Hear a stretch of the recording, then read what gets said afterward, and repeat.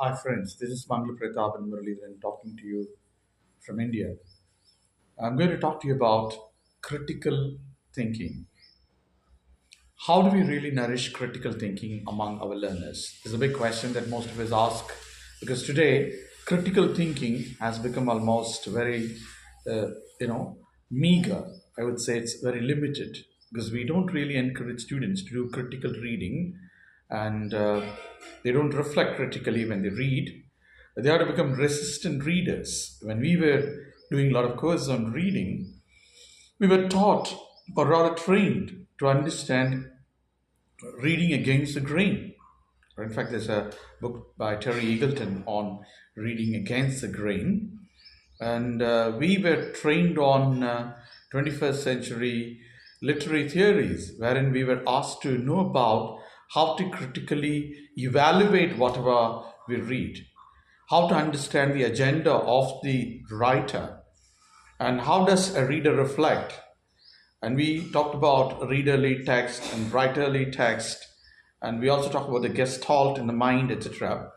Gestalt means the mental picture that you have in the mind that you develop after reading a lot. But remember, reading requires continuous enhancement of your critical thinking. When I say critical thinking, it is also to do with how do you reflect on all that you've learned, right? It is also about applying, extending, and then discovering the nuances of meaning. And you're going to interpret whatever you read based on your experience. Some of us do not interpret for one reason. We read what is available as interpretation.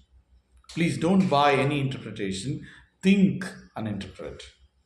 And critical listening is something that we don't really train at all in our education system, especially in the schools and colleges. We never really work on critical listening. In fact, listening itself is in big danger, I believe, because the attention span is shortened. Most of us understand that children don't spend a lot of time listening to anybody. They spend very limited time in the school, and especially the adults who go to colleges, they never spend a lot of time on listening for an hour. There are very limited number of people who do listening, and critical listening is also one of the Herculean tasks that we face today.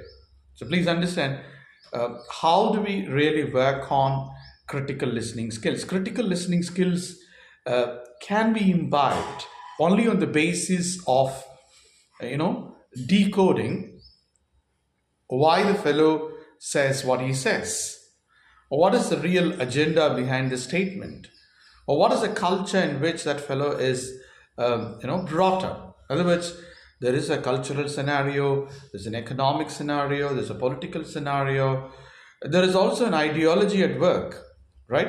In other words, we'll have to look at the individual episteme, the episteme of that individual, the context of that particular communication, and also look at the target audience, etc. So you'll have to really look at how things change if you are going to be in different contexts. In other words, context specific communication should be our target, and culture specific communication should be our target.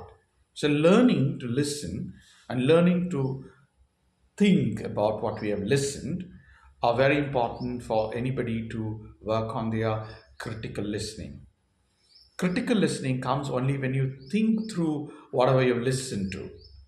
And you're also expected to decode the cultural semiotics involved in it. Remember, that's one of the reasons why we always emphasize on the semiotics of any communication. What are the most important strategies that we use in our communication?